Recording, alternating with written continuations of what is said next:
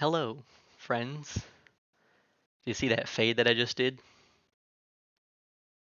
Oh, I didn't know you could do transitions between scenes. I was watching my friend's stream because I was editing it, and I noticed that he added transitions. I was like, oh, that's a good idea.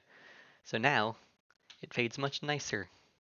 I didn't like the harsh cuts it had before. Anyway, today is episode 3 of Radish's Movie Club. So we're going to talk about movies, the three I have in the title, which are all 2022 movies, and um, I am planning on talking about three other movies, older movies, Shaun of the Dead, Hot Fuzz, and The World's End, which are all Simon Pegg movies, directed by Edgar Wright. So, um, feel free to chime in the chat if you've seen these movies, your thoughts on these films as we're talking about them, or just talk about whatever you want. If you have any thoughts in general, any other movies you want to talk about, or just anything you have on your mind. I'm going to be playing some Fall Guys while I talk about these movies so that you can watch something on screen, so it's not just my face talking the whole time. Um, oh, shoot, I have it up, but I didn't change my speaker. There. Okay. Cool. So today, oh wait, I gotta switch my screen to there. Did it work? Did it fade? I gotta wait for it, my stream delay. Okay, there it is. Cool. Um, so first we can talk about Bullet Train, which is the newest movie that released in theaters. It actually came out last weekend.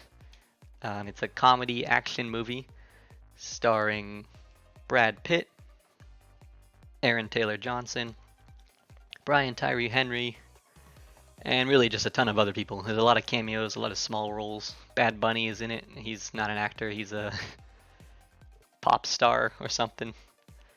He was actually pretty good. And yeah, it is directed by David Leitch, who also directed Deadpool 2, and probably some other movies that I don't remember at the moment. Apparently, I just learned this the other day. He was Brad Pitt's stunt double in Fight Club, like David Leitch was, which is interesting. And I guess that's how they met each other, probably, and why he directed a movie with him in it. They don't really look similar. I mean, I guess it's just they look similar enough so that he can be a stunt double. Um, but anyway, I guess we should talk about Bullet Train. So, I was pretty excited for this movie, just because I saw a lot of trailers for it. It looked funny, and I was excited to see a original action movie in theaters because you don't really see many of those these days. Most action movies are like, a Marvel superhero movie or some other big franchise, or is based on something. But then I learned that Bullet Train's actually based on a book, so it's not really original. Um, but it's not a franchise, so I was excited for it.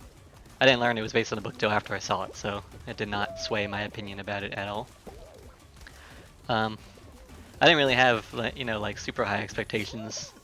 I heard critics didn't like it, but audiences loved it, so I was like, well, we'll see how I feel. And I actually really liked it. Like my roommate and I saw it together, opening night, or I guess it was Friday night. It's not technically opening night. And we both thought it was not just really funny, but also just like a really good movie in general. Like the story itself is like it seems random, I guess, but it all like kind of comes together in the end, which I think is the best part. Like everything makes sense, everything fits perfectly. That's what I like about movies. When that happens at the end. Um, so yeah, it did that very well. Um, the style was really cool. The editing, the um, cinematography, like the shots, angles, and stuff that they used, the effects, the music, and all that. It was very stylistic film. It's set in Japan, obviously, because it's a bullet train. So I liked all the cultural incorporation into the movie. Because Japan's a cool country. I like that country. Never been there, but you know, looks cool. Speaking of Japan, although Brad Pitt's the main character, there's also a side or a subplot starring two Japanese actors. Well, apparently one of them is actually like American, but he's Japanese. Don't remember his name, but he's the main guy. And then I don't remember the other guy's name either. Man, that sucks. I really should remember names more. But two Japanese actors. One of them's pretty well known. You'd probably recognize him. Hello, Caramel Banana 11. Nice to see you in chat. I'm here talking about movies. Thomas says, "Toad, you're doing great. 10 out of 10." Thank you, Thomas. You know you're a mod, Thomas. Did you remember that? Because you haven't been modding my streams. I've only watched part of Lightyear on this list, and that was this morning at the dentist office. That's funny. I didn't realize it was actually no, I did realize it was streaming. Well, you don't have to stick around if you haven't seen the movies. I might be kind of spoiling them. I mean, the movies I'm talking about don't really, the spoilers themselves don't really matter, I don't think. But I'm glad you've seen Lightyear. I did like Lightyear. I guess we can talk about that now if you want. I gotta change to the Lightyear poster. Also, I have no idea what I'm playing right now on Fall Guys. I'm just kind of following where everyone's going. Okay, cool. I did know I'm a mod. Oh, good. Anyway, yeah, let's skip to Lightyear. I actually don't know where on this list it is. I just spammed my movie poster button. Oh, it was the next one and I just passed it. Okay, hold on. 1, 2. I think it's this one.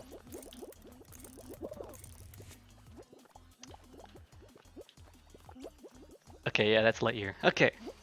Hold that thought on Bullet Train. I mean, nobody was watching me anyway, so it doesn't matter.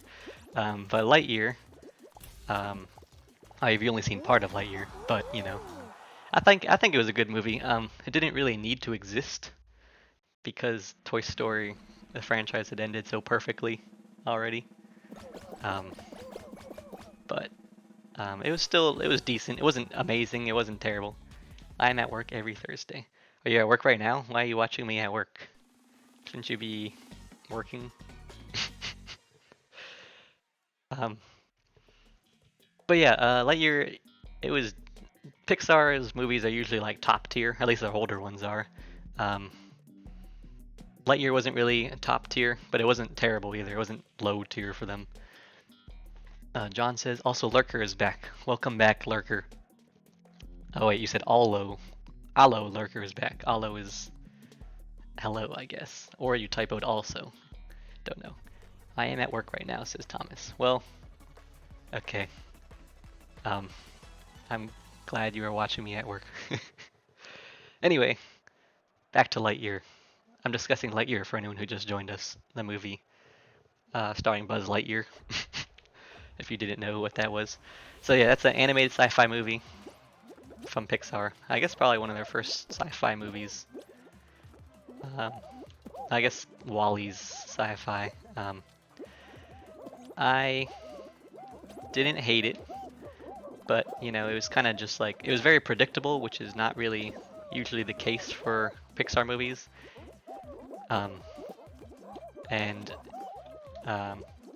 I told you I'd watch to get your views up. Oh yeah, true, I forgot. Well, I looked at my achievements again for affiliate, and since my 50,000 fake followers disappeared, I'm back to only 38 followers on the achievement, so I have to get up to 50 again. But I do hope I get the 3 average viewers requirement. So thank you for watching. I'm multitasking as I always do with everything, lol. Cool. I am not good at multitasking, which is why I keep losing my train of thought while trying to talk to you guys and play Fall Guys and discuss movies all at the same time. And as a streamer, I should be able to multitask. Thomas says that's a noof, which is true. So yeah, I really need to get better at this. I mean, it's only my like 7th stream or something, so I think I can get some slack there. But anyway,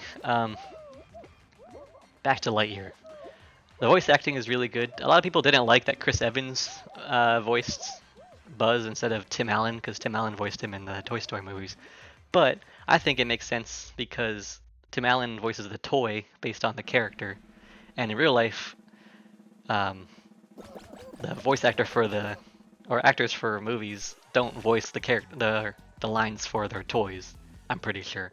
So I think it makes sense, and the voices sound kind of similar anyway. So I think it fits. Honestly, not really multitasking because I'm not paying attention to my algebra XD. Dude, algebra is hard. I haven't been in school in a while, so I don't think I'd be able to do it.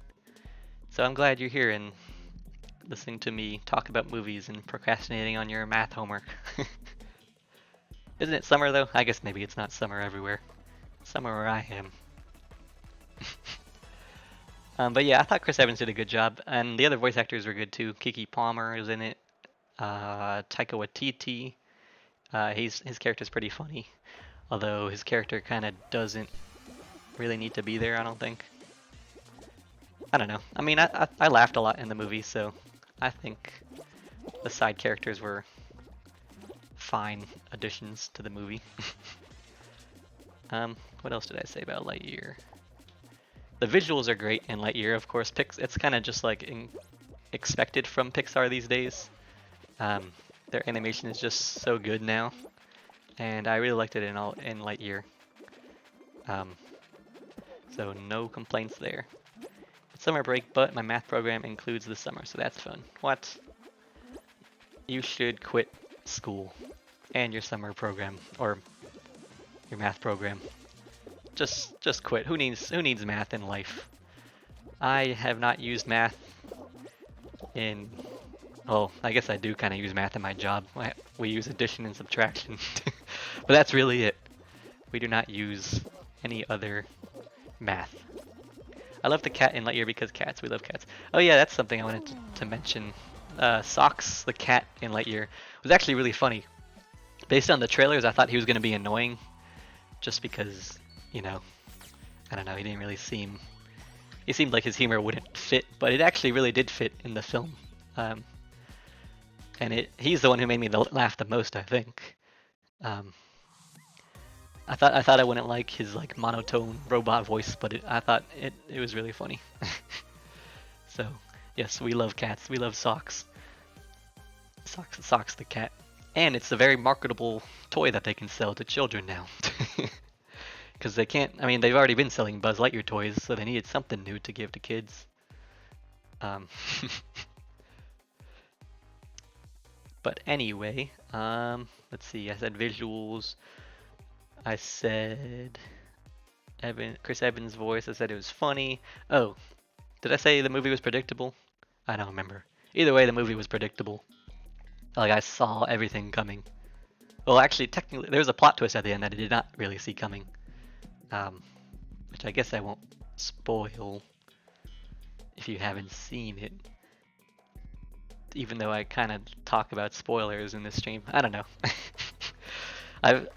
I'm on the fence now because in my past couple episodes of this, it was just Andrew here, and I was like, yeah, I'll just spoil everything for Andrew. I don't care. But now there's people that I don't like. I'm not like good friends with here, so I don't know if I want to spoil for you guys. But anyway, there's a plot twist at the end involving Zurg and Buzz Lightyear, which I did not see coming, and I kind of didn't like, because it kind of takes away from his character in Toy Story 2, even though in Toy Story 2 he's just a toy, so that character doesn't really matter.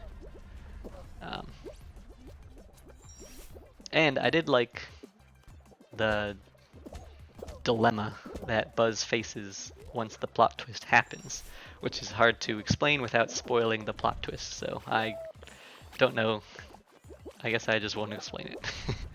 But the plot twist presents him with a thing where he can either like abandon his original mission, or he can go back in time and undo the bad thing that happened that made him go on this mission. But then if he went back in time, he wouldn't meet these new friends that he's met, and then all the people who's have their lives on this planet won't have their lives.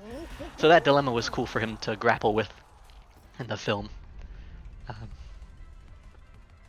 I think, I don't know. I saw this in like June, so it's kind of hard to remember everything, all my thoughts about this.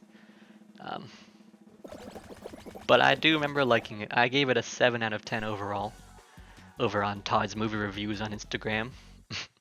Follow me over there if you want to see my reviews written down instead of me talking about them and rambling on for hours. um, but yeah, oh, and there's also, I will spoil this because it's not really that big of a deal. Obviously, they beat the bad guy in the end, right? They kill Zurg. He's just like floating in space by the end. But then there's a post-credit scene where Zurg opens his eyes, and that's it. And we waited through all of the credits, like not just the first stylistic credits, but also the scrolling credits. We waited through all that for like 10 minutes just for us to see Zurg open his eyes again, which is really dumb. And the only reason we waited was because I saw online it said Lightyear has a post-credit scene, and I was like, well, I love Marvel movies, so I always stay for the post-credit scenes. So I'll stay for Lightyear's. And then we stayed, and it was not worth the time. And it also doesn't really make sense because, I mean, I guess it means they can have a sequel, but the movie didn't really do well, so I don't know if they're gonna do a sequel. Maybe they'll just do like a Disney Plus spin-off show or something. If I had Instagram, I would. Okay, that's fine. You have me here. Instagram's lame anyway. But yeah, so those are my general thoughts on Lightyear. Oh, it also had a couple emotional moments.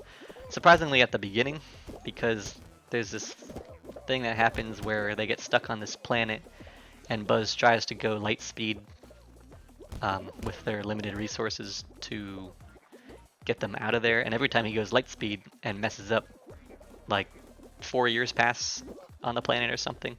So all his friends there, especially his best friend, who I don't remember the name of, they're all getting older, and he does it so many times that his best friend dies near the beginning because she just dies of old age.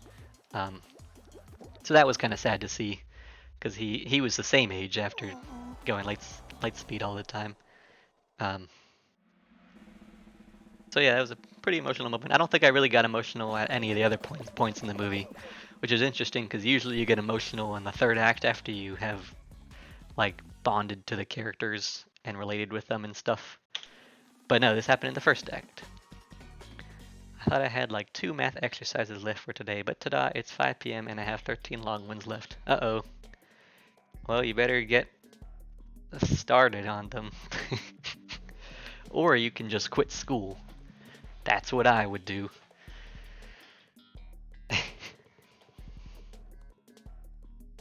Is there anything else I wanted to say about Lightyear? Oh, there's this like weird controversy surrounding it because there's a... Wait, did I leave? Oh, I didn't leave. There's this weird controversy surrounding... Plus a whole test. Oh no. Shut up, Todd, you graduated college.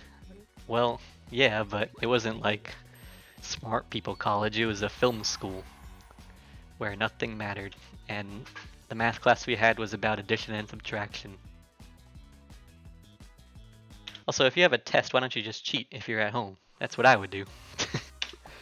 Actually, oh, actually did want to quit this program because if I drop down, it's still pretty advanced. But mom said no or something. Thomas just deleted your message. I think he accidentally did that. He's a mod and he doesn't know how to use his mod powers. But I did read it. I can click show and read the message. Oh, so you wanted to quit your program but your mom said no. Yeah, I guess that makes sense. I forgot that people have parents. I do not live with mine, so I can do what I want. I can quit school.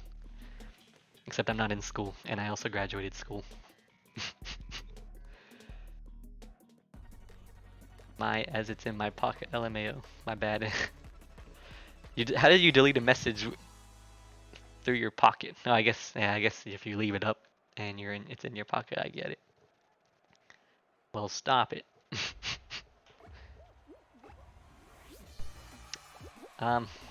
what was I saying? Oh yeah, there's a controversy surrounding Lightyear. I mean, maybe not by like normal people, but some people don't seem to like it because it features a lesbian kiss in it between the one of the characters or two of the characters, but they're not even important characters. Well, I guess the one lady was important, but then she dies, and then of old age, and then her wife or whatever doesn't even speak in the movie, and their kiss is like 2 seconds long, and is not like relevant to the plot whatsoever. So anyone who doesn't like the movie because of that and is saying it's a kids movie, kids shouldn't see that, is dumb. And um, yeah, that's pretty much it. They're dumb. I didn't see that part. I wish I did. Yeah, I mean, I literally did not even notice it at first because it was so quick and it happens like to the side of the screen. Um, I had to like go back and look, or I think I saw a post of it about it where it happened, and I was like, yeah, that's like not even noticeable. So I don't get what people's problem is. I think people are just dumb. Yeah, Todd, preach, Thomas says. I am preaching. But now I'm losing my audience that feels opposite of me. Just kidding. I don't think there are any people like that. Here, at least. Obviously, there are in the real world. People say, like, this movie did bad because of that. They say, go woke, go broke. But I don't think that's the reason. I think the reason this movie didn't do good is because people didn't know um, why it was happening. Because it wasn't a Toy Story movie, but it kind of was, so people were just confused about it. And I think another reason is the last three Pixar movies, or last four Pixar movies, let's see, Turning Red, Soul, Luca, oh yeah, last three, and then Onward, kind of, were all released on Disney Plus. They weren't in theaters because the pandemic was happening, and you didn't have to pay for them. They were just free on Disney Plus. And I think people are just expecting Pixar movies to just be on Disney Plus now. So when this one was in theaters, they're like, well, we'll just wait for it to come out on Disney Plus. And now it is. I think it came out like this weekend on Disney Plus. So good for those people, but the movie did not do well in theaters because of that. um, so Pixar slash Disney kind of like dug themselves into a hole by releasing those movies directly onto Disney Plus. So now people just expect to watch it on their TV. And I think I agree. With Pixar movies, you don't really need to see them in theaters. Some movies you should see in theaters, like you need to see them on a big screen for it to be good. Like Top Gun Maverick, most recently. I think that's best seen on a big screen. A lot of Marvel movies are best seen on the big screen.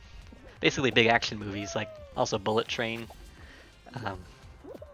So those should be seen in theaters. But Lightyear, although it's kind of like a big movie because it's like space and all that, but it's Pixar and it's animated, so I think it'll look fine on your TV if you watch it at home.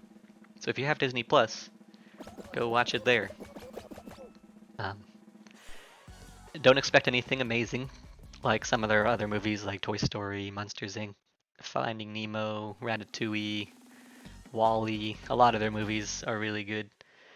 Expect something lower, kind of like Luca, Turning Red, some of their other Monsters University, some of their like good movies but not great movies. Maybe I will watch it. Thomas says you should. I watch stuff on my iPod or phone. LOL, so the screen's pretty small. Oh yeah, I forgot people watch that too.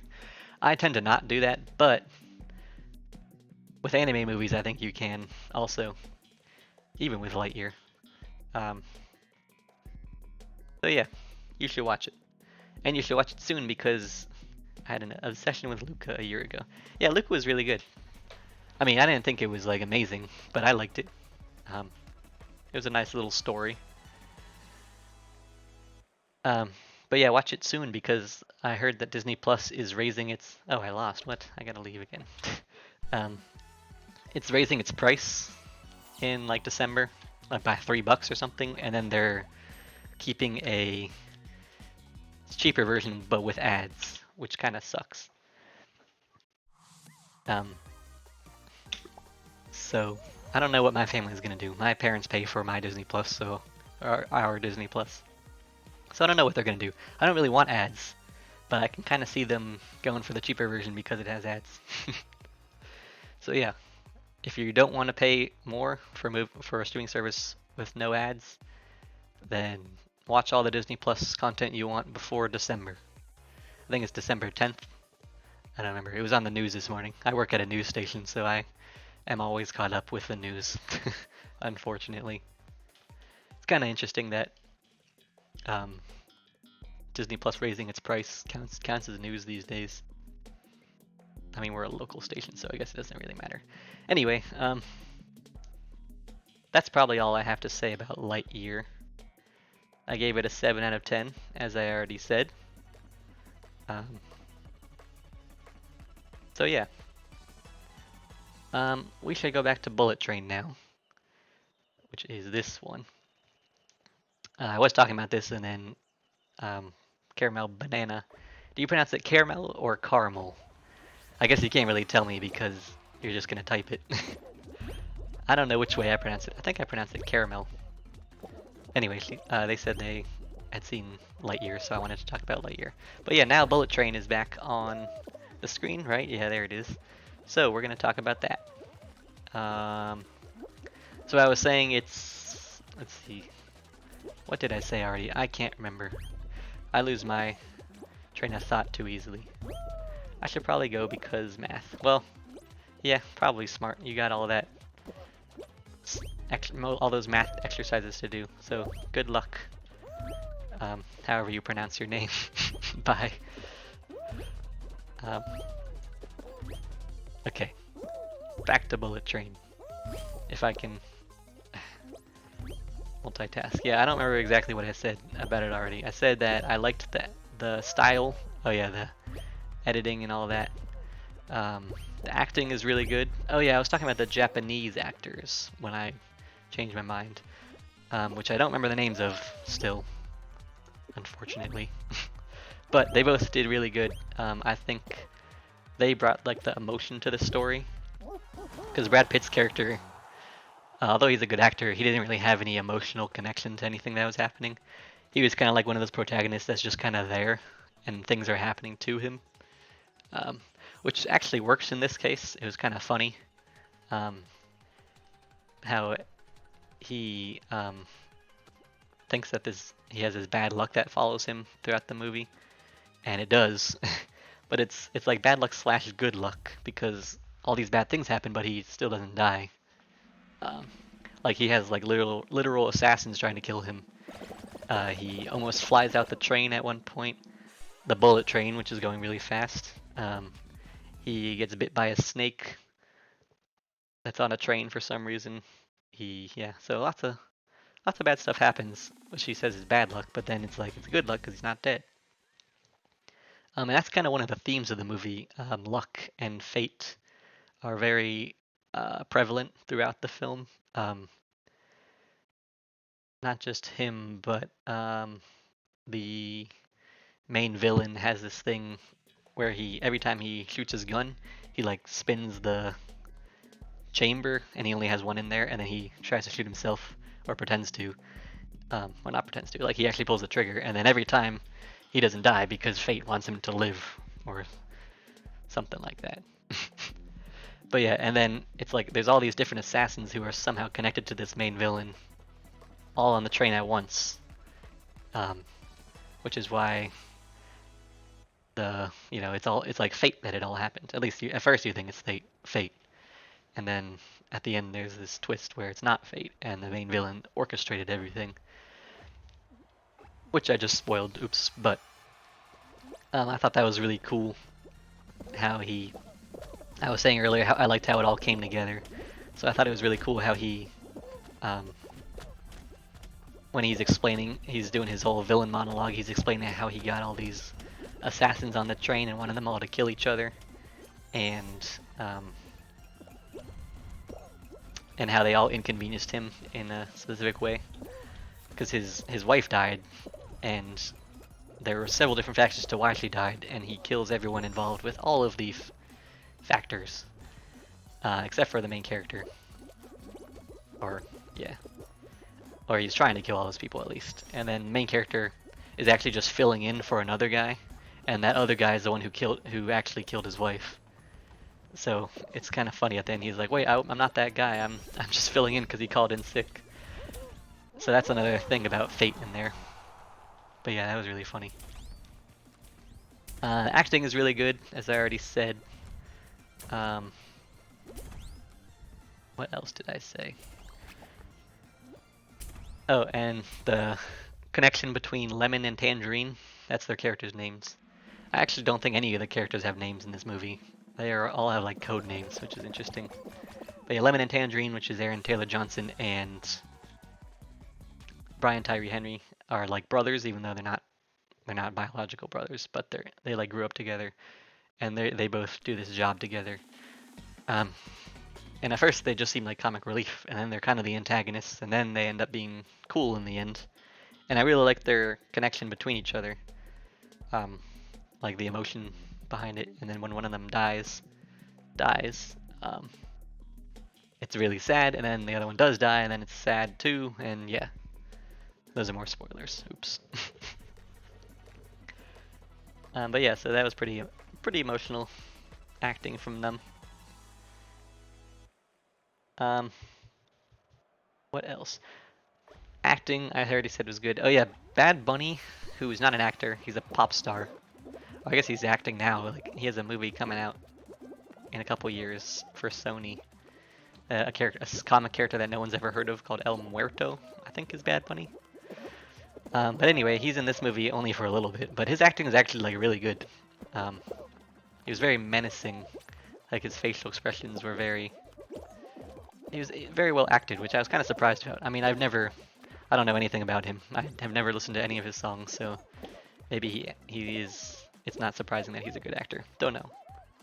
But yeah, so I liked his acting. I liked everyone's acting. Oh, there's also a lot of cameos in this movie, which is really funny. Ryan Reynolds cameos, which is hilarious. Channing Tatum's in it. Sandra Bullock. Michael Shannon is the surprise main villain at the end. So lots of big name actors who are just like cameos. And every time I saw a cameo, I laughed. I don't know. I mean, even though it was just the character existing, I just thought it was funny because that big actor was playing them. There are a couple things that are like not believable about the movie. I mean, I think you can suspend your disbelief. But there's a scene where one of the guys gets left out of the bullet train, and then as it's leaving, he jumps back onto the back of it and is just like standing on it while it's moving, and then breaks the window to get back in. And I feel like that is physically impossible because bullet trains move like hundreds of miles per hour. I mean, I know it was just starting, but still, it did not seem like he should have been able to survive that or like to stay on it. And then there's another scene where they're like hanging on to the side of the train as it's going, and they're still alive somehow, which also doesn't really seem possible. But, I don't know. It's not that big of a deal. And then there's another scene where the bullet train crashes into another train that's stopped, and it just like goes underneath of it, and the one that was stopped just flies away, and they're all fine. The train continues. And obviously it does crash at the end, but I don't know. It just seemed like didn't really make sense, but it was important to the plot, I guess. So, I don't know. It was cool. The soundtrack is also really good. There's a lot of... Sorry, I have never played this mode of Fall Guys, so I don't know what I'm doing. But yeah, the soundtrack is really good. Lots of classic songs in it. Don't really know any of their names, but my roommate, who knows a lot about music, knew a lot of them. What do I do? Oh. I don't know what to do in this game. Whatever, I'll just run around. Anyway, I think that might be all I have to say about Bullet Train. Oh, actually, I think, like, I wasn't really expecting it to be great, but I really liked it. And I actually think it's the second best movie I've seen that came out this year. The best one I've seen is Top Gun Maverick, of course. But I think Bullet Train is a close second. Well, maybe not close, but it's second place. I mean, there haven't really been that many great movies this year. I hear Everything Everywhere All at Once is really good, but I haven't seen that, so I can't include that in my ranking. Um, I haven't really heard of any other like super amazing movies that everybody should see. So, Bullet Train, easy second favorite movie of the year. Um, I'd watch it again if I. Well, I probably wouldn't actually. I don't like to watch movies twice in theaters. I wonder what it's going to be streaming on. I don't know what company owns this. I forget. I think it says it on that poster, but it's too small for me to read. But yeah, you should go see Bullet Train if you haven't, even though I just kind of spoiled it. I didn't really spoil it, but you know. Spoilers weren't that important that I did talk about for this movie. So yeah, go watch it if you like action movies, of course. And it's a fun watch. It's a blast, is what I would call it. So yeah, that's good for Bullet Train. Next, we're gonna talk about if it works. Okay. Nope, it's not that one. Didn't I hit it twice? There. Whatever is next. What is next? I think it's Shaun of the Dead next. There it is, Shaun of the Dead. So this movie actually came out in 2004, which is why I didn't list it in my list of movies we're talking about. But I like to talk about some like older movies as well as new movies because it's not really, you know, a lot of new movies come out. So yeah, Shaun of the Dead. I'm actually going to talk about all three of the movies of the Cornetto trilogy, or it's called the Three Flavors Cornetto trilogy, which is an unofficial trilogy. It's three movies that are they're not actually like a story together.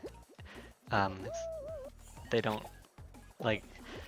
The only thing that makes them a trilogy is that it's the same two main actors, which is Simon Pegg and Nick Frost, and it's the same director, which is Edgar Wright, and there's a mention of the Cornetto ice cream, which is like from the UK or something, in all three movies. And also they're all comedies / parodies. So yeah, we're going to talk about all three of those. It's called Shaun of the Dead is the first one from 2004, Hot Fuzz from 2007, and The World's End from 2013. So, first, Shaun of the Dead, which is a zombie / comedy movie / parody about this. His character is a loser, basically. He's very unmotivated. He doesn't really have any goals or aspirations. He just works at like a laundromat or appliance store or something. I don't really know. And then just goes to the bar or to a pub every night, basically, with his other loser best friend, which is Nick Frost, who doesn't even have a job. I think he just sits at home and plays video games. It's about these two characters who, when a zombie apocalypse basically starts around them, and they get his girlfriend and a couple other characters and run to a pub and try to hide it out there. And it's kind of funny that they do it in a pub, or that they're hiding from zombies in a pub because they love the pub. So yeah, this movie is pretty good. I mean, all three of the movies in this trilogy are funny and just like good stories. They're not like perfect, but they're solid comedies. And also really funny, and definitely a movie you should watch with like friends or something. If you're having like a movie night, I think it's a good choice for friends to watch. It's very self-aware. It parodies a lot of jokes from, or a lot of not jokes, tropes and like cliches from typical zombie movies. Apparently, it's like a direct parody of, well, not direct, but like it's the main parody of movie called Dawn of the Dead, which is like one of the original zombie movies. I haven't actually seen that one, so I don't really know. I can't really comment on that much. But yeah, so it's a parody. There's a lot of foreshadowing in it as well. It's been a couple weeks since I've seen it, so I can't really remember. But there's a lot of lines that they say that comes into play later in the film. Um, apparently there's this the one of the characters, Nick Frost, he says something like we're gonna at the beginning of the movie he lays out what they're gonna do for the day, which is before the apocalypse starts. And then once the apocalypse starts, they do end up actually following what he said they were gonna do, just also, while also fighting zombies. Like they go to the same places that he says that they're gonna go to, which is pretty funny. And if you like, as you rewatch, you'll definitely notice that more. This was my first time watching it, so I didn't really notice all the foreshadowing. But my roommate, who has seen it a couple times, pointed it out to me after we watched. There's also some pretty good character development. Like I was saying, the main character is basically just a loser. But hang on, sorry. Okay. But then by the end of the movie, he's like killing zombies, and he's like an action hero, sort of. And I guess I wouldn't call him an action hero, but he, makes it to the end of the film and survives. So it was good character development for Simon Pegg, and Simon Pegg is a great actor. All the actors were great, actually. I just don't like that they're all British. I don't like British people. I'm just kidding. That's a joke. I forgot not everyone that's watching me could be American, so I can't make those jokes. It takes place in Britain, though. All three of these movies take place in the UK at least, or yeah, England maybe. I don't really know. There's this really funny scene where a Queen song plays in the pub near the end, and there's one old zombie in there that they start beating up while the jukebox is playing that song, and they're like beating up the zombie to the beat of the music. I forget what song it is. I think it might be Killer Queen. It's one of the Queen songs. And that's just a really funny scene in general. I mean, the whole thing's funny, really, but that scene is in particular sticks with me because of how funny it was, I think. There's also an interesting-ish message. I don't know if it's really the message, but before the apocalypse starts, or actually while it's like just starting out, Simon Pegg's character, who I forget the name of, actually no, I don't. Character's name is Shawn, obviously, because the movie's called Shaun of the Dead. I'm an idiot. What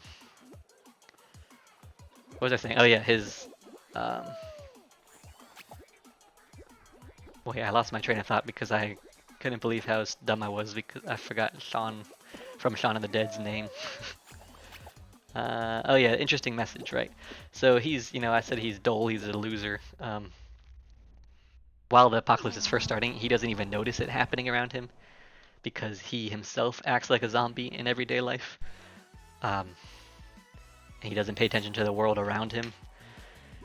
And you see a lot of that as the movie first starts, and I think it's an interesting message. Don't really know exactly what the message is there, but it's interesting to think about,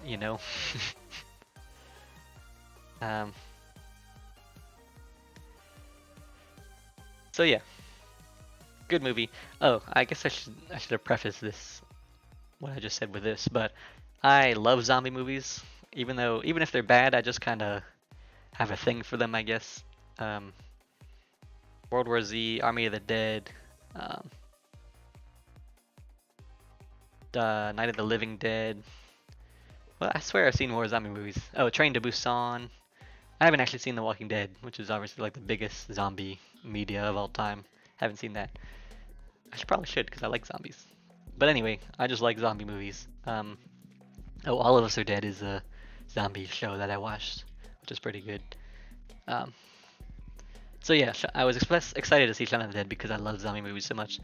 Shaun of the Dead doesn't really focus on the zombies themselves, at least fighting zombies, really. It's focused more on the comedy and the character development and the relationship between Shawn and his friend and his girlfriend and people around him. So it doesn't really focus on the zombies themselves, but I still like to see them. It was cool. But yeah, Solid movie. Funny, good story, good to watch with friends. I would recommend it. I gave it an 8 out of 10. I keep forgetting to tell you guys my movie ratings. I gave Bullet Train a 9 out of 10. And Lightyear 7, I think. Anyway, but yeah, so Shawn of the Dead gets an 8. And now let's move on to, if I didn't just misclick, we're going to move on to the next movie in the Cornetto trilogy, which is Hot Fuzz. Yep, it worked, cool. So this obviously features the same main actors, like I was saying before. Simon Pegg and Nick Frost are the two main characters, but they're different characters from Shaun of the Dead. Like, it's not the same franchise, it's just the same actors, same director, same kind of style, and mentions the Cornetto ice cream. So that's why it's called a trilogy. It's an unofficial trilogy. But yeah, so Hot Fuzz is an action parody. Like Shaun of the Dead was a zombie movie parody. Hot Fuzz is like the classic buddy cop action film parody. Starring Simon Pegg and Hot Fuzz, of course. I mean, Simon Pegg and Nick Frost.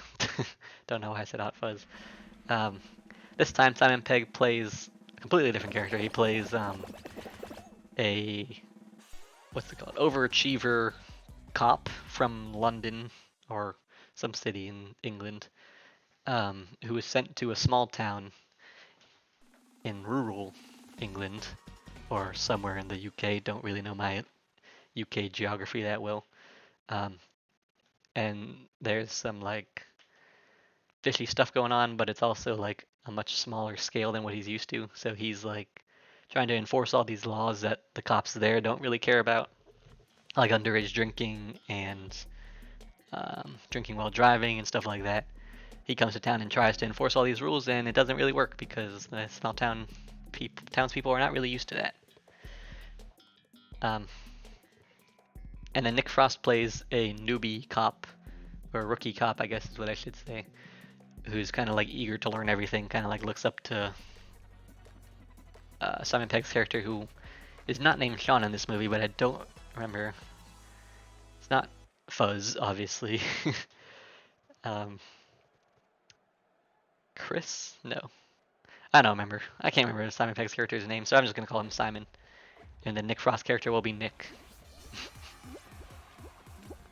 I feel like it's some easy name to remember, but I can't remember what it is.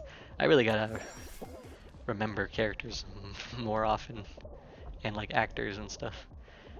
But yeah, this movie is also really funny. Also lots of self-aware jokes, of course. Same kind of style as Shaun of the Dead. But this movie is obviously parodying buddy cop action movies. And it also has a pretty good story. Not as good as Shaun of the Dead, I don't think, in terms of like character development and like relationships between the characters. I did like Simon and Nick's relationship in this one again. And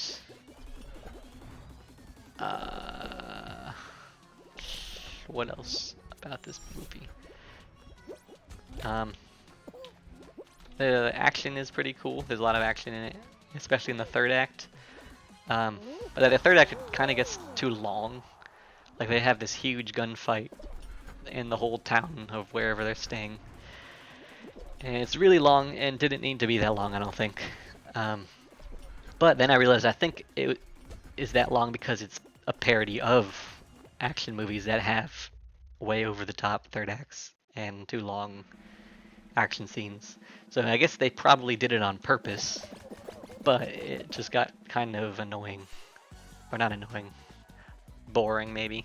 Just too long. I think the movie itself is longer than the other two, I think. And they probably could have cut out like 15 minutes of the third act. So that's one of the only like downsides to the movie. Oh, and also the editing they use is very quick and stylistic, and like flashes and cuts like that. which also gets kind of annoying because they do it constantly, but that's also the point, I think, because action movies do that usually, and it's a parody of those movies. Probably. I mean, obviously I didn't write the movie, so I don't know if that's actually the intent of the director slash writer, but slash editors, but I feel like that was probably what it was. But I don't know. I mean, there's a point when something you're parodying. There's a word for parodying. I don't think it's parodying. I can't remember what it is. Like there's a verb, whatever. It gets to a point where that just gets too much, I think. Or like when the thing you're parodying is not a parody anymore, you're just doing it yourself, I guess. I don't know. I don't know what I'm talking about ever.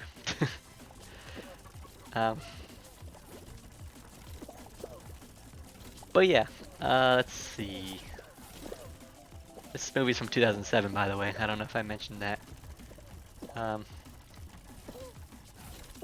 Was not as funny as Shaun of the Dead. I mean, I don't think I should compare them with their ratings, but I thought Shaun of the Dead and the next one, which is The World's End, were much funnier than Hot Fuzz.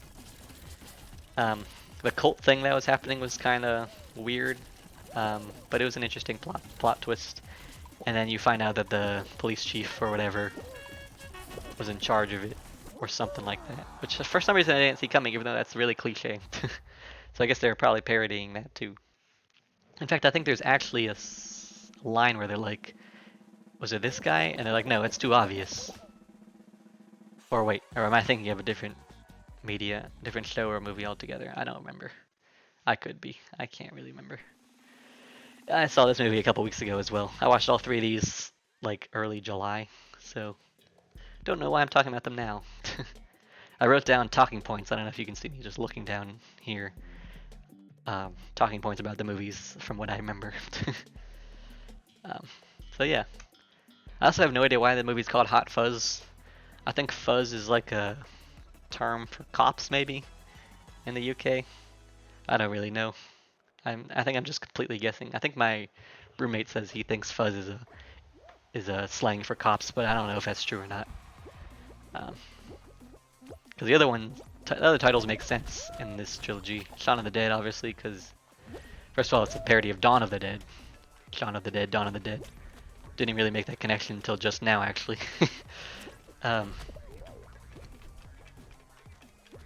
Anyway, and then the third movie is called The World's End because that's the pub they're trying to get to, and also the world kind of ends. But Hot Fuzz, I have no idea what it means, to be honest. Not that it really matters. I just, thought it was worth bringing up. Bro, I was about to just win. Sorry, Fall Guys. I'm not supposed to talk about my Fall Guys while I'm playing. I'm supposed to talk about the movies. Oh, it's still going. Hello? Okay. But yeah, I think that's all I have to say about Hot Fuzz. Also, another good movie to watch with friends, I think. But if you had to choose, I would choose Shaun of the Dead over Hot Fuzz. Would probably choose The World's End over Hot Fuzz as well. You can watch them in any order because, they're not technically the same universe, as I had said multiple times. So yeah, you can choose which ones to watch. In what order? Oh. But yeah, that's all about Hot Fuzz, and next we're going to talk about The World's End. Did it change?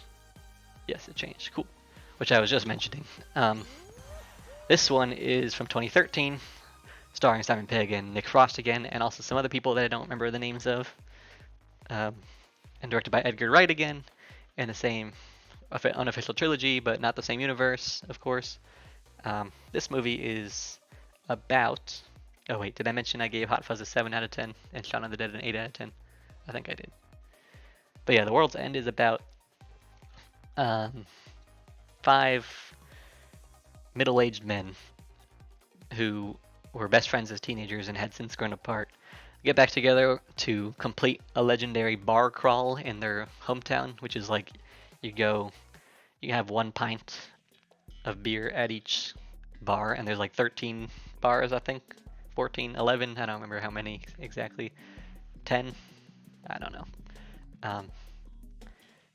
and then they try to survive. So they didn't make it when they were teenagers, but they're trying to make it as 40-year-olds or whatever.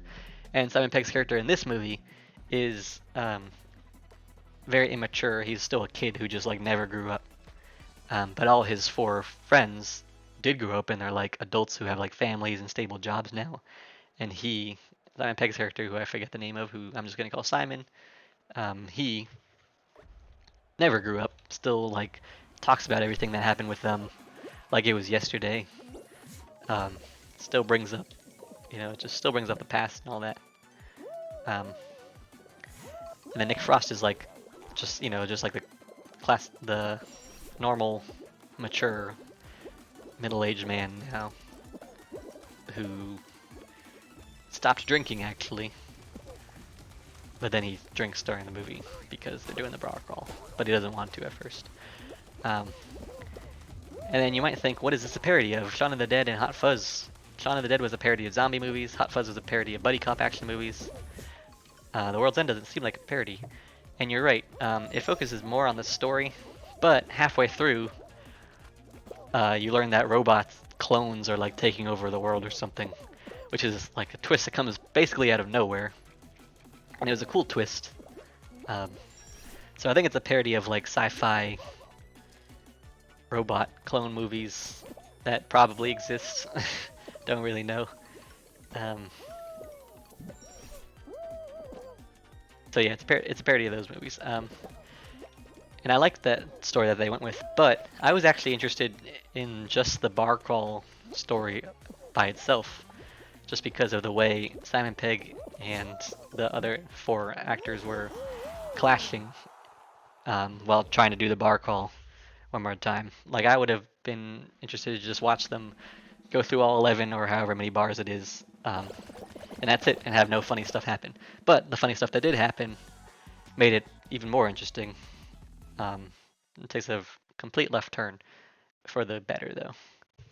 And this one I think is my favorite of the three, and the Cornetto trilogy. Don't really remember why. I think it's just because I like the story the best, and the characters.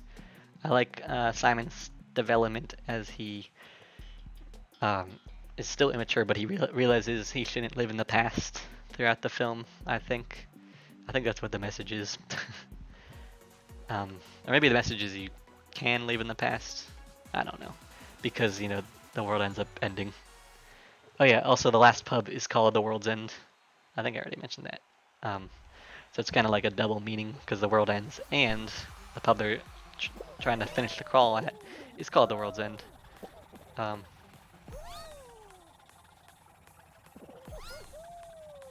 But yeah, the action scenes are cool. They're not great, because it's kind of just like some dudes fighting other dudes. I mean, they're robots or clones or whatever in this case, but I think the fighting the zombies was more interesting, and also the gunfights in Hot Fuzz were more interesting. In this one, they just kind of like hit them with things or punch them. It's still good action though. Yeah, it's nothing terrible.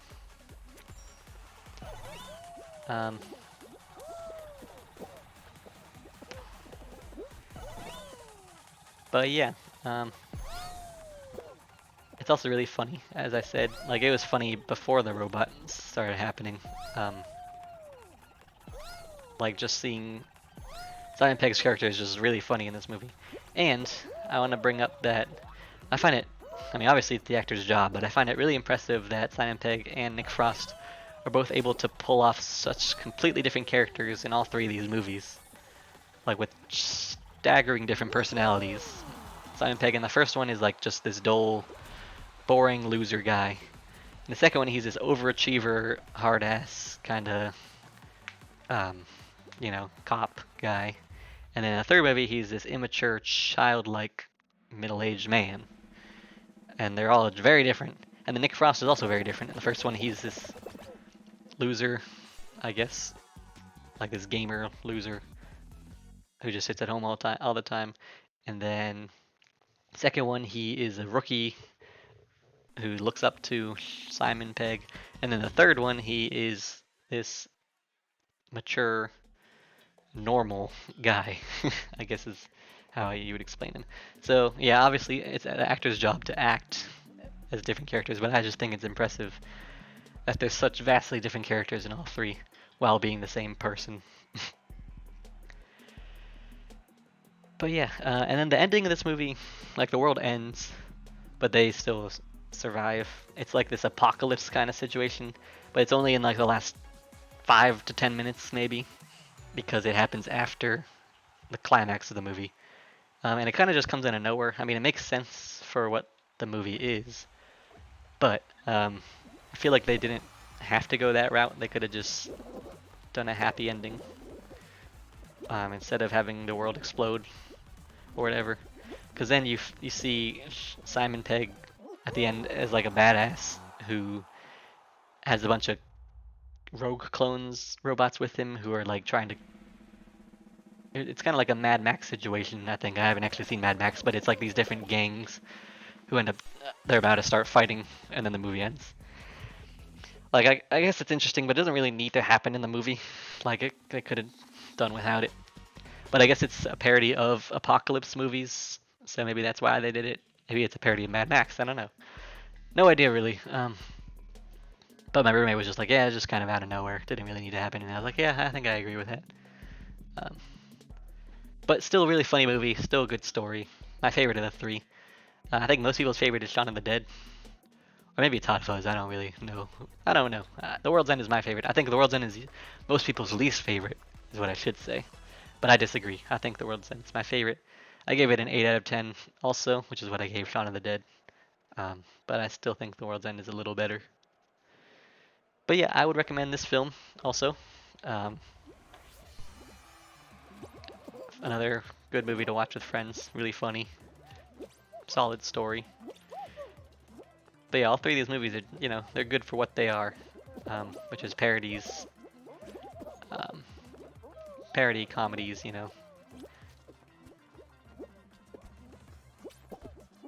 Let's see, what else should we talk about? I guess that's all for the Cornetto trilogy. I think, yeah. That's probably all I have to say about the Cornetto trilogy. So, we're going to move on to the last film that we're going to discuss today, which is...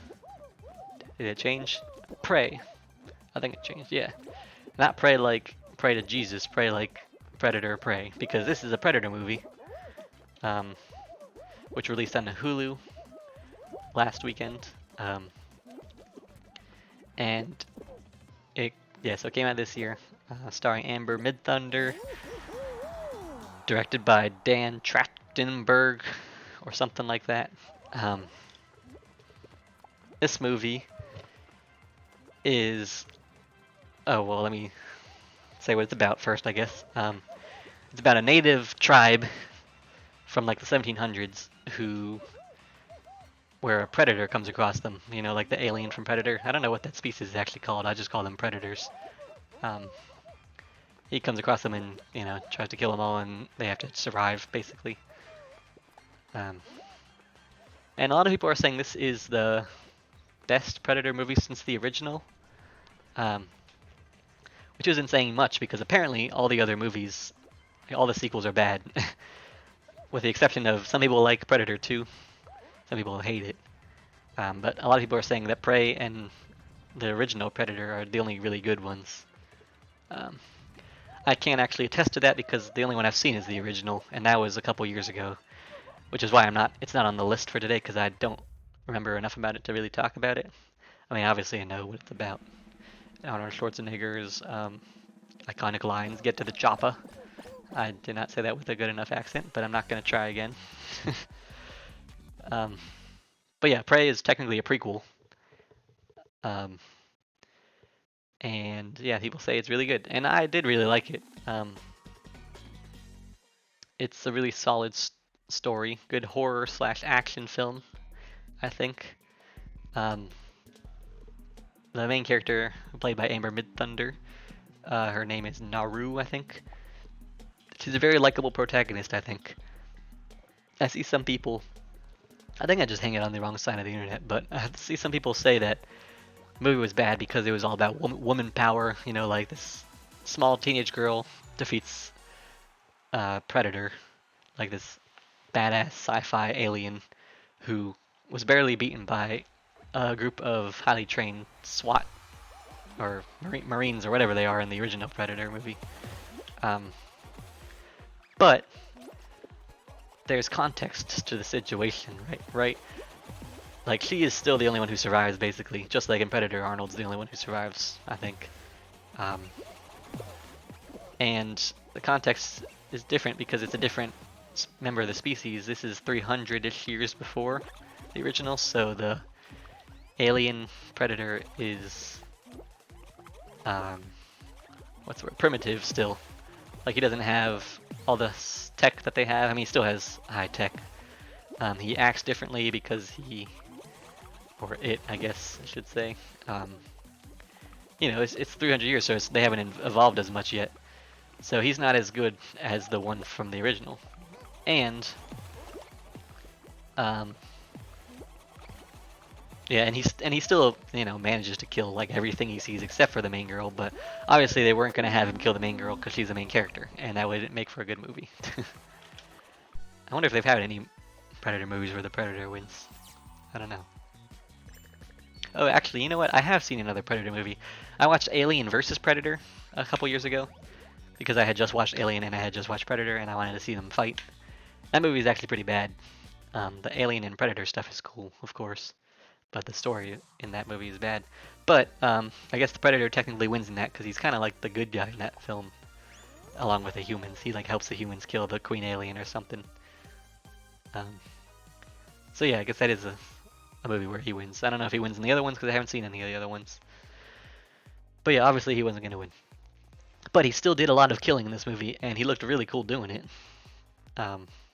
Especially when he like wrestled the bear, or I guess he boxed the bear. I don't know. He killed the bear, which was really cool to see. And then he kills a bunch of French people, a bunch of Native Americans in some really gruesome ways, which is, you know, normal for a Predator.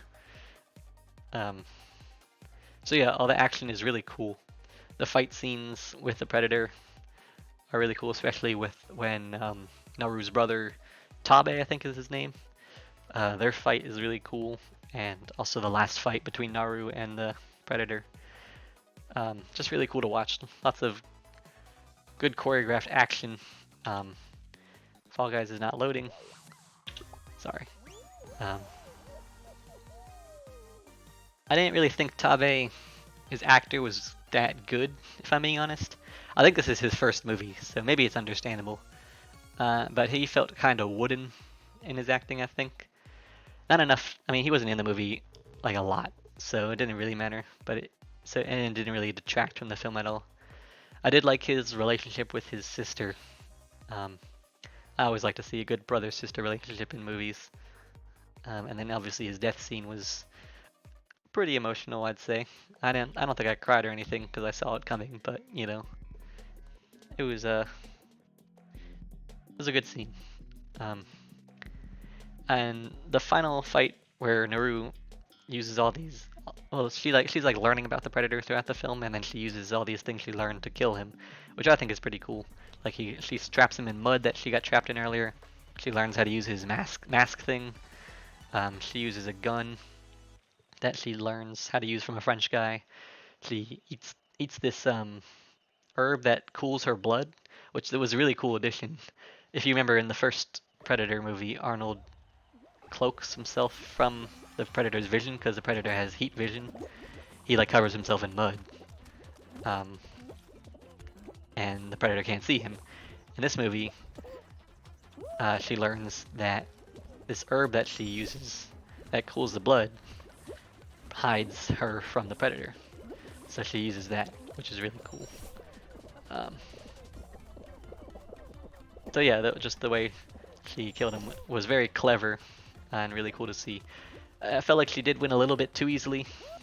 I know I said it was dumb that people said this, but she is just a teenage girl and she won kind of easily. But I think it's because she was smart, obviously. It wasn't because she was stronger than it. She just used its own tech against it, which is really clever. I didn't really understand the tech that she used. Maybe I was just not paying enough attention because my roommate got it. But there's this mask that points lasers at something, and I think it's like his aiming technology. So whatever it points the laser at, it shoots at or something. And the predator can still shoot without the mask. Um, she managed to take the mask and set it up, point it at him, and right before it shoots her, while it's stuck in the mud, she turns the mask on and the laser points at it, like right at the predator's face. So the bullet or whatever he uses to shoot goes towards her, but then it moves, I think, because the laser pointed, so it moves and kills the predator. Which is pretty cool. I didn't really understand it at first, so my roommate had to explain it. Maybe they could have made it better, or maybe I'm just stupid. I don't know. Um, but yeah, I mean, it was really clever. I liked it. I'm also really happy that the dog survives. I love dogs. And the main character Naru has a companion dog named Sari throughout the movie. It's not in the whole movie, but it's in a lot of the scenes. And every time something dangerous is happening, I was like, they better not kill this dog. Like a bear was attacking the dog or like chasing the dog. I was like, the best bear better not kill it. I don't think they actually have any scenes where the predator itself tries to kill the dog, which is good because I would be upset. But yeah, if you love dogs, you'll be happy to know that the dog does not die in this movie. So that's good.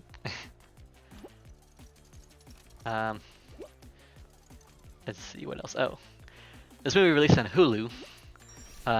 Not really sure why. I hear it's because of brand deals. It was supposed to be a 20th Century Fox movie, and then Disney bought Fox, and they didn't really want to deal with putting it in theaters, so they just dumped it on their streaming service that they don't really use, which is Hulu. It's the #1 Hulu movie release of all time, apparently, or opening of all time.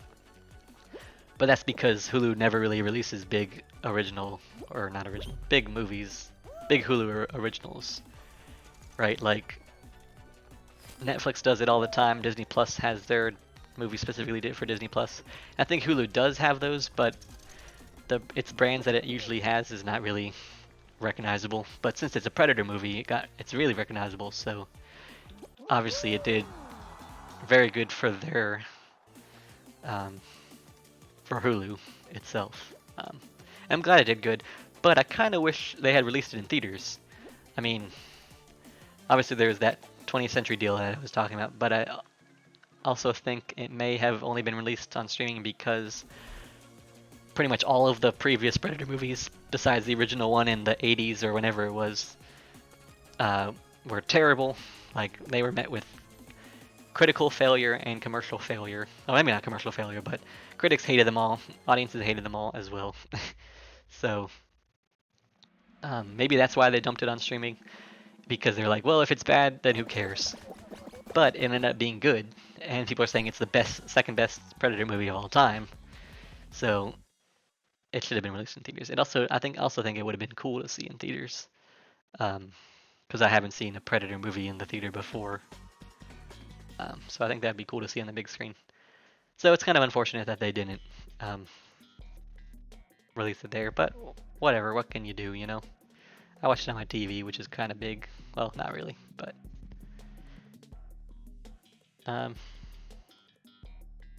so yeah. If you're a fan of the Predator movies, I would definitely recommend watching this movie because it's good. It's solid. People are. I wouldn't give it as high as some people are giving it, like 9 out of 10, 10 out of 10, best movie ever kind of things. I give it a solid 8 out of 10. You know, it's good for what it is. Like it's nothing like groundbreaking, nothing super risky, nothing fantastic, but I liked it. And shoot, I just had a thought that I wanted to mention. Oh, I guess that you could say it's a predictable movie, but with like movies like this, where I guess it's kind of like a slasher movie, there's this guy going around killing everybody. Slasher movies are kind of predictable in itself because, you know, that's what slasher movies are. It's just a guy killing a bunch of people. So I guess I could predict pretty much everything that would happen. But you know, it's not really a problem in this case, I don't think, because of what I just said. Um, I'm not playing this game right. Oh, I got it. Anyway, so yeah, it's if you're a Predator fan, you definitely like it. If you're just a casual viewer, I think you would like it too, unless you don't like scary stuff, because it's just a solid movie. Um, so watch it. Maybe maybe they'll do a sequel and actually release it in theaters. Although I don't think it would make sense to do a sequel to this movie, like this specific movie. They should do more Predator movies, but I think it would be interesting to see, like, especially after this one, it'd be interesting to see Predator movies in different time periods. Um, like I liked the Native American thing. I think it'd be cool. I mean, this was actually not my idea. I saw a post about this, but I'm agreeing with them. Someone said it'd be cool to see a Predator versus like a Japanese samurai back in samurai times. Um, and I do agree. I think that would be pretty cool to see. I mean, as long as the story's good. It'd be cool to see in theaters too, so they should do that in movie theaters. Um, maybe they will one day. I don't know. Apparently Disney owns Predator now. I didn't know that. Oh, I guess because 20th Century owned Predator. So maybe Disney will make more Predator movies. Although, you know, Disney and Predator, don't know if that really fits. um, so yeah, Prey is a really good Predator movie. Um, I think they could make more good Predator movies, but if they want to make a realistic one, like I said, in the real world, they should just cast Ezra Miller as the Predator. I don't know. Maybe that wasn't really funny. Maybe that was too controversial. I don't know. Yeah. Well, I guess it's not controversial. You guys know what Ezra Miller's been doing these days, right? He's like crazy. I think he's in jail now, or he's supposed to be in jail. He like kidnapped some people. He fought people. I don't know. He just did a lot of crazy like real life villain type stuff. And he's also a predator, I think. So, you know, I thought that would be a funny joke to say, but maybe it wasn't that funny. Execution wasn't really that great. Oh well. But anyway, yeah, so I gave Prey an 8 out of 10.